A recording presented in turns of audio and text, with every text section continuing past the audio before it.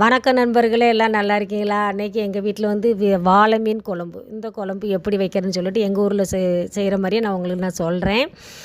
இதுக்கு வந்து நாங்கள் 1 கிலோ வாழை மீன் வாங்கி வச்சுருக்கோம். வாழை மீன் வந்து முள்ளாக இருக்கும், ஆனால் ரொம்ப டேஸ்ட்டாக இருக்கும். அதை முள் பார்த்து நம்ம சாப்பிடணும்னு பார்த்துக்கிடுங்க.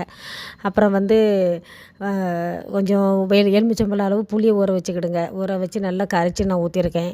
அப்புறம் 2 கரண்டி மசாலா போடுறேன், எங்கள் வீட்டுக்கு தேவையானது. வீட்டில் அரைச்ச குழம்பு மசாலா தான். அப்புறம் வந்து தேங்காய் வந்து கொஞ்சம் தேங்காய், சின்ன வெங்காயம் நாங்கள் போட்டு பச்சையாக தான் அரைப்போம் பார்த்துங்க. அதையும் அரைச்சி ஊற்றிருக்கேன்.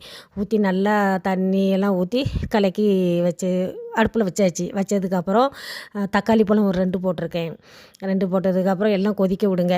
கொதிக்க வச்சதுக்கப்புறம் வந்து இந்த வாழை மீனுக்கு வந்து கொஞ்சம் வாயுங்கிறனால பூண்டு உடச்சி போடணும். வெந்தயத்தை கொஞ்சம் வெறுஞ்சட்டியில் போட்டு அதுவும் வறுத்து நான் போடுறேன். போட்டு நல்லா கொதிச்சதுக்கப்புறம் மீனையும் நல்லா கழுவி போட்டு பச்சை வாசனை போனதுக்கப்புறம் மீன் குழம்புக்கு நல்ல ஒரு தாளிப்பு கொடுத்தா நல்லாயிருக்கும்.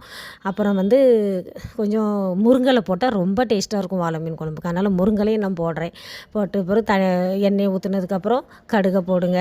போட்டு பொரிஞ்ச அப்புறம் சின்ன வெங்காயம் போட்டு கருவேப்பிலலாம் போட்டு தாளித்து ஊற்றினா சுவையான எங்கள் ஊர் வாழை மீன் குழம்பு ரெடி. வாங்க மக்களே, சாப்பிட்லாம் எங்கள் வீட்டுக்கு.